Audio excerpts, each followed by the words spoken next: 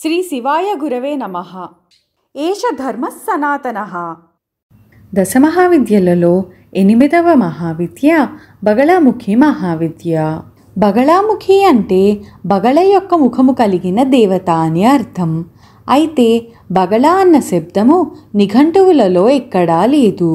ఈ దేవత యొక్క ఆకారం అన్ని చిత్రాలలోనూ ధ్యాన శ్లోకాలలోనూ మానవ ముఖంగానే చెప్పబడింది. పండితులు దీనికి 2 రకాల అర్థాలు చెబుతున్నారు. బకం లాతీతి బకళ, అదే బగళ అయినది. కొంగముఖము కలిగినది అని దీని అర్థము. దీనికి మరొక అర్థం కశ్యప పశ్యక అయినట్లు, హింస సింహ అయినట్లు కళ్ళెమన్న అర్థం కలిగిన వల్గ శబ్దం వర్ణవ్యత్యయం చేత బగళ అయిందని, వభయోరభేద అన్న సూత్రం చేత అదే బగళ అయ్యిందని కొందరి అభిప్రాయం. ఈ దేవత పసుపు పచ్చ వర్ణంలో ఉంటుంది. రుద్రయామళంలో బగళాముఖి దేవిని ఈ విధంగా స్తుతించారు. సౌవర్ణాసన సంస్థితాం త్రినయనాం పీతాం సుకోల్లాసినీం హేమాభాంగరుచిం శశాంకమకుటాం సచ్చాంపకస్రగ్యుతాం హస్తైర్ముద్గరపాసవజ్రరచనాః సంబిభ్రతిం భూషణైః వ్యాప్తాంగీం బగళాముఖీం త్రిజగతాం సంస్థంబినీం చింతయేత్. దీని అర్థమేమిటంటే, బంగారు రంగు శరీరకాంతితో పసుపు రంగు వస్త్రాన్ని ధరించి, పచ్చని చెంపక పుష్పాల మాల ధరించి, 4 చేతులలో గద, పాసము, వజ్రము, శత్రువు యొక్క నాలుక పట్టుకొని, చంద్రాలంకృతమైన కిరీటంతో 3 కన్నులతో బంగారు సింహాసనం మీద కూర్చొని ఉండే శత్రుస్తంభిని అయిన దేవత ఈ బగళాముఖి దేవత. వాక్కును స్తంభింపచేయటం మాత్రమే కాక వాక్కును ప్రసాదించే గుణం కూడా ఈ దేవతలో ఉన్నది.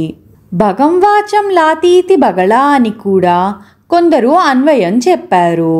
చేతిలో శత్రువు నాలుకను పట్టుకొని గదతో మోదుతుందని ఈ దేవతను ఋషులు వర్ణించారు.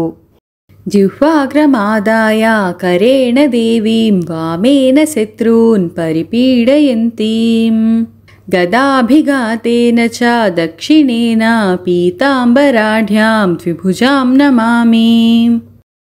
మధ్యే సుధాబ్దిమణిమండపరత్నవేదీ సింహాసనోపరిగతాం పరిపీతవర్ణాం పీతాంబరాభరణమాల్య విభూషితాంగీం దేవీం స్మరామి ధృతముద్గరవైరిజిహ్వాం. ఈ శ్లోకార్థమేమిటంటే, ఈ వర్ణనలో ద్విభుజగానే ఈ దేవత చెప్పబడింది. సుధాసముద్రంలో మణిమంటపమునందు రత్నవేదికపై సింహాసనం మీద ఆసీనురాలై భక్తులను అనుగ్రహిస్తూ ఉంటుందని మరొకరి దర్శనం. వాదీమూకతిరంగతి క్షితిపతి వైశ్వానరస్సీతతి క్రోధీ శ్యామతి దుర్జనస్సుజ్జనతి క్షిప్రానుకః ఖంజతి గర్వో ఖర్వతి సర్వవిచ్చ జడతి త్వద్యంత్రిణాయంత్రితః శ్రీనిత్యే బగళాముఖి ప్రతిదినం కళ్యాణి తుభ్యం నమః.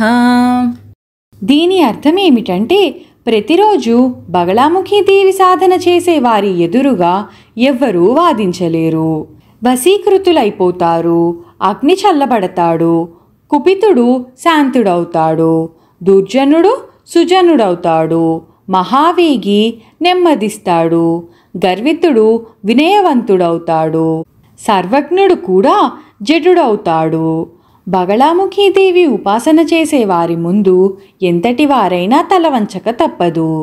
అధవక్ష్యామి దేవేసి బగళోత్పత్తి కారణం పురాకృతయుగే దేవి వాతక్షోభ ఉపస్థితే చరాచర వినాశాయ విష్ణుశ్చింతాపరాయణః తపస్యయా చ సంతుష్టా మహాత్రిపురసుందరీ హరిద్రాఖ్యాం సరో దృష్ట్వా జలక్రీడాపరాయణా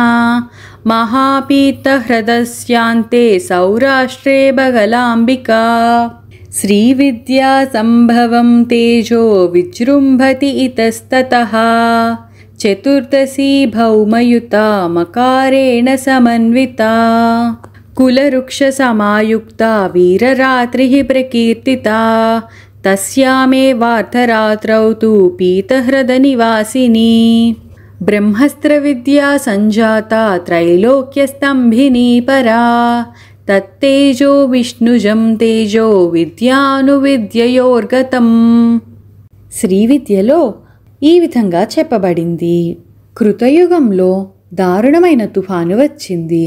దానికి ఎంతో బాధపడిన విష్ణుమూర్తి సౌరాష్ట్రంలోని హరిద్రా సరస్సు దగ్గర ధ్యానం చేశాడు. మహాత్రిపుర సుందరి ఆయనకు బకరూపంలో ప్రత్యక్షమైంది. మంగళవారం వీరరాత్రి చతుర్దశి అర్ధరాత్రి ఆమె అవతరించి లోకశాంతిని ప్రసాదించింది. ఈవిడే బగళాముఖి దేవత. బ్రహ్మాస్త్రాం బ్రహ్మ విద్యా చ బ్రహ్మమాతా సనాతనీ బ్రహ్మేసి బ్రహ్మ కైవల్య బగళా బ్రహ్మచారిణి. బగళా అంటే బ్రహ్మాస్త్రమని పండితులు వర్ణించారు. బగళా సాధన చేసేవారు పసుపు పచ్చని వస్త్రాలు ధరించి పసుపుతో పసుపు పచ్చని పూలతో దేవతకు పూజలు హోమాలు చెయ్యాలి.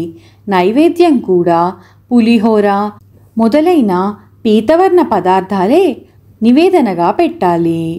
వేదకాలంలో కూడా కట్టుకట్టడం విప్పడం ఆయా మంత్రప్రయోగాలతో జరిగేవి. పడగెత్తిన పాముకు కట్టుకట్టే సర్పమాంత్రికులు మన దేశంలో ఒకప్పుడు చాలామంది ఉండేవారు. గరుడ మంత్రసిద్ధులు మంత్రోచ్చారణ చేస్తూ చెయ్యెత్తితే చాలు, చూస్తే చాలు, ఎంతటి మహాసర్పమైనా కదలలేదు. పూర్వకాలంలో మోళి కట్టడం మరొక విద్య. మంత్రవేత్తల మధ్య బలబలాల పోటీకిది పరీక్ష. ఒక డబ్బు మూట ఊరి మధ్య రచ్చబండ దగ్గర పెట్టి చుట్టూ గిరులు గీసేవారు. ఈ గీసిన గీతలు దాటుకుంటూ వెళ్ళి ఆ డబ్బు తీసుకోగలిగితే గొప్ప మాంత్రికుడన్నమాట. ఇద్దరు మాంత్రికుల మధ్య జరిగే ఈ పోటీ చూడటానికి జనం విరగబడి వచ్చేవారు.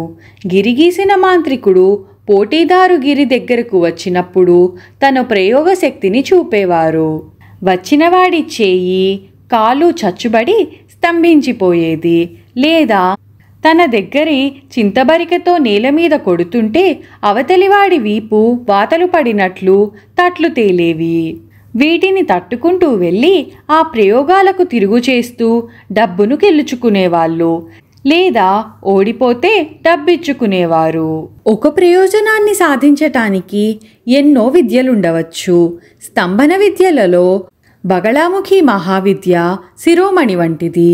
మిగతా విద్యల వలె కాక భౌతిక ప్రయోజనాలకు అతీతమైన అంతఃశత్రు స్తంభన కూడా చేయగలదు కనుక ఇది జీవులను ఉద్ధరింపగలిగిన మహావిద్య. బహిశత్రువులను మాత్రమే కాక లోపలి శత్రువులైన కామక్రోధాదులను కూడా ఈ దేవత గెలిచిపెడుతుంది. అందుకే గణపతి ముని అంతఃశత్రు స్తంభన కామోవా బగళాముఖీముపాసిత అని అన్నారు. మాతర్భంజయమద్విపక్షవదనం జిహ్వాంచ సంకీలయా బ్రాహ్మీయంత్రయముద్రయా సుధిషణాముగ్రాంగతిం స్తంభయా శత్రూంశ్చూర్ణయ చూర్ణయా సుగదయా గౌరాంగి పీతాంబరే విఘ్నౌఘం బగళే హర ప్రణమతాం కారుణ్యపూర్ణే క్షణే. ఈ శ్లోకానికి అర్థమేమిటంటే, నా శత్రువుల ముఖము భంజింపుము, నాలుకను పీడనము చేయుము, గతిని స్తంభింపచేయుము, గదతో పొడి పొడి చేయుము, వినతులైన నీ భక్తుల విఘ్నములను తొలగించుము, దయతో నిండిన కన్నులు కలదానా నన్ను అనుగ్రహింపుము. శ్రీ శివాయ గురవే నమః.